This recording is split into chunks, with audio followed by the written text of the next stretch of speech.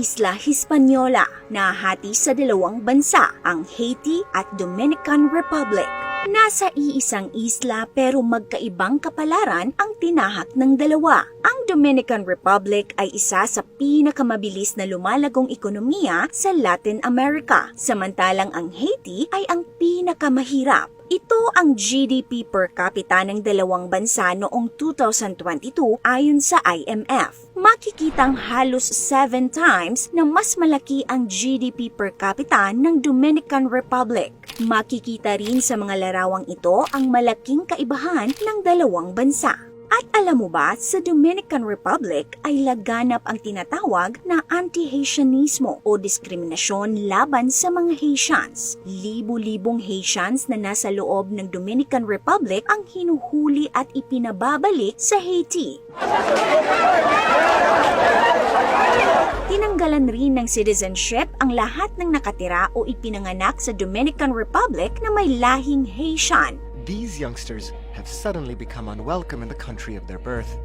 The Dominican Republic has decided to strip citizenship from people born to Haitian migrant workers since 1929. At hindi lang yan, meron pang itinatayong mataas na pader ang Dominican Republic para hindi makapasok ang mga Haitians. Galit di umano ang mga Dominicans sa mga Haitians. Bakit kaya? Pero alam mo rin ba, noon ay iisang isla pa ang Hispaniola. Bakit kaya ito nahati sa dalawang bansa? At bakit kaya sinasabing ang kahirapan ng Haiti ay dahil daw sa ginawa ng France? Sa kasalukuyan, ang isla ng Hispaniola ay nahati ng 392 kilometers na Dominican Republic-Haiti border. Inuukupa ng Dominican Republic ang 2/3 ng isla, habang 1/3 naman ang Haiti. Habang ang Dominican Republic ay isang popular na tourist destination sa Caribbean, ang Haiti naman ay isa sa mga bansa sa mundo na lugmok sa kahirapan. Lalo pa silang naghirap nung inassassinate ang kanilang presidente na si Jovenel Moise noong July 2021. Sa kasalukuyan, ang bansa ay kontrolado na ng mga gangs. Nagkalat ang karahasan, maraming nawalan ng trabaho at lalong nagkukulang na sa pagkain. Ayon sa aming research, merong 3 dahilan kung bakit naghirap ang Haiti samantalang mas maginhawa naman ang Dominican Republic. Hirap na dulot ng France. Sinasabing ang hirap sa Haiti ay nag-ugat sa kasaysayan ng dalawang bansa. Bago pa man dumating ang mga Espanyol, ang isla ng Hispaniola ay tirahan ng mga katutubong Taino. Taong 1492 nang matuklasan ni Christopher Columbus ang isla. Sa silangang bahagi ng isla, itinatag ang unang kolonya ng Espanya at tinawag itong Santo Domingo na ngayon ay Dominican Republic. Pero noong ika-17 na siglo ay nagsimulang dumaong ang mga piratang Pranses sa isla. Matapos ang labanan at agawan, noong 1697 ay ipinaubayan na ng Spain ang kanlurang bahagi sa France at tinawag nila itong Saint-Domingue na ngayon ay Haiti. At doon nagsimula ang magkaibang landas na tinahak ng dalawang lugar.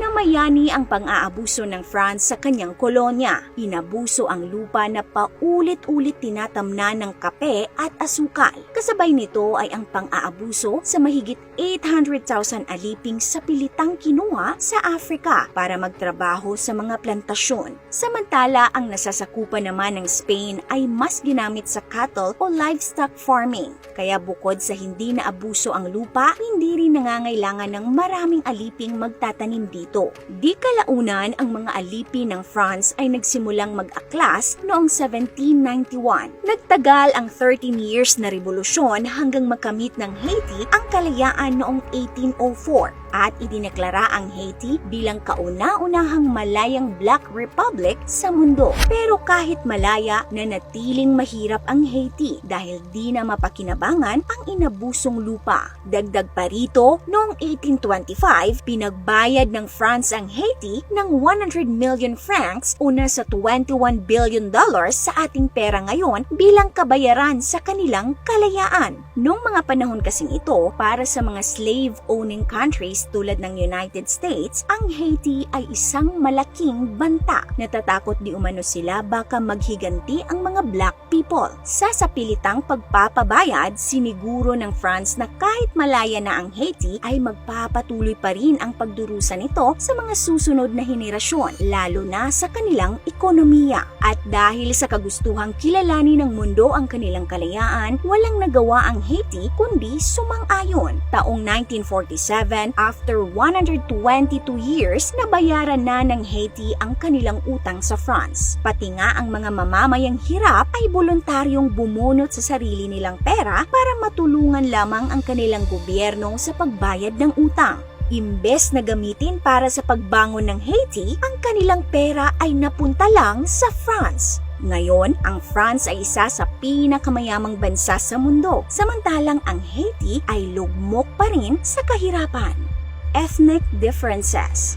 Ayon sa isang eksperto, ang populasyon ng Haiti na mga dating alipin galing Africa ay nagmula sa iba't ibang ethnic group, kaya hindi sila nagkakasundo pagdating sa pag-manage ng kanilang lupain. Kaya naman hindi rin daw nakakapagtaka na ang bansa ay dumaranas ng maraming rebelyon, kodeta at iba pang karahasan hanggang ngayon dahil hindi sila nagkakaisa. Samantala sa Dominican Republic naman, konti lang ang natirang Spanish sa bansa dahil ang iba ay pumunta na ng Mexico. Karamihan sa mga Espanyol dito ay nag-asawa ng mga katutubong Taino at konti lang ang mga Africans dito dahil nga konti lang ang aliping kinuha nila. Kaya ang mga mamamayan ng Dominican Republic ay mas nagkakaisa, dahilan para magkaroon sila ng malagong ekonomiya, natural disasters at corruption. Talamak ang korupsyon sa Haiti at prone sila sa mga natural disasters tulad ng mga bagyo at lindol. Lahat kasi ng kanilang mga syudad ay malapit sa baybayin, kaya kapag may bagyo o pagbaha ay malaki talaga ang pinsala sa mga syudad.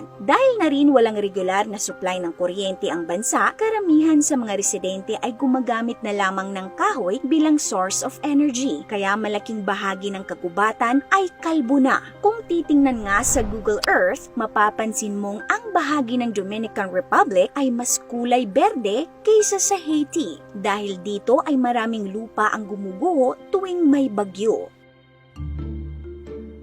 Hindi naman ganun kayaman ang Dominican Republic pero maraming Haitian ang pumapasok sa bansa para magtrabaho. Maraming Haitians ang matagal nang nakatira sa Dominican Republic at ang iba ay doon na isinilang. Pero nagulat ang lahat dahil noong 2013 ay binago ng Dominican Republic ang kanilang konstitusyon. Ayon sa bagong konstitusyon, hindi na otomatikong ituturing na mamamayan ang mga ipinanganak sa bansa. Ang mga taong ipinanganak lamang sa Dominican Republic na may Dominican na mga magulang o legal na residente ang ituturing na mga mamamayan. Retroactive ang batas, kaya lahat ng mga Haitians na ipinanganak sa Dominican Republic simula 1929 ay apektado. Kaya naman tinatayang 210,000 na dating Dominicans pero nagmula sa lahing Haitian ang biglang nawalan ng citizenship. Sila ay hinuhuli at dinideport. Bakit? Ayon sa Haitian American historian at educator na si Dr. Bertrude Albert, ang konsepto ng anti-Haitianismo ay nag-ugat di umano nung sinakop ng Haiti ang Dominican Republic. Yes, nung lumaya ang Dominican Republic mula sa Spain noong 1821, naging panandalian lamang ito dahil noong 1822 ay sinakop naman sila ng Haiti. Layunin ng nooy Pangulo ng Haiti na si Jean-Pierre Boyer na pag-isahin ang dalawang bansa, kaya sinakop nito ang Dominican Republic.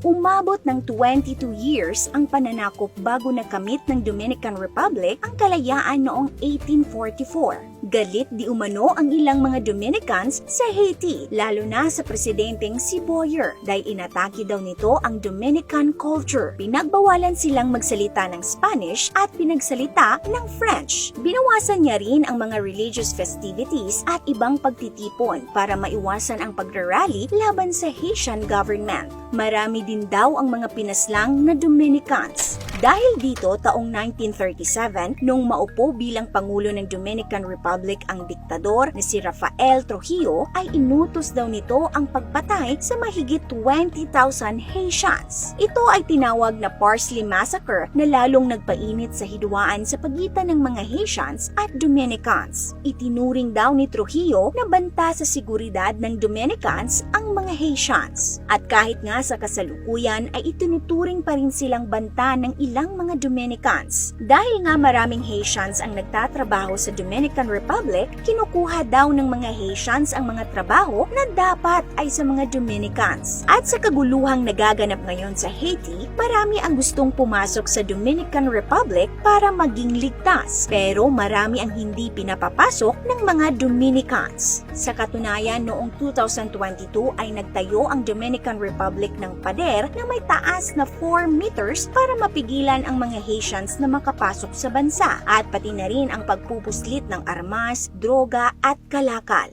Magkaiba nga ang tinahak na landas ng dalawang bansa. Ang Haiti ay nalugmok sa kahirapan habang ang Dominican Republic ay nagkamit ng kaunlaran. Sana lamang sa halip na manaig pa ang diskriminasyon ay tulungan ng mga Dominicans ang mga Haitians para makabangon. Nagustuhan niyo po ba ang video natin ngayon? Kung oo ay mag-comment ng big yes.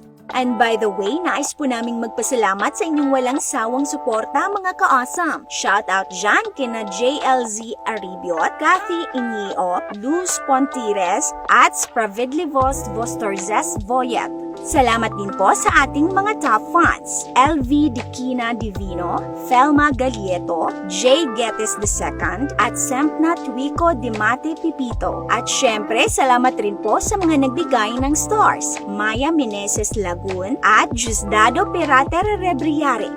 This is your Ate O from our Republic. Hanggang sa muli and stay awesome!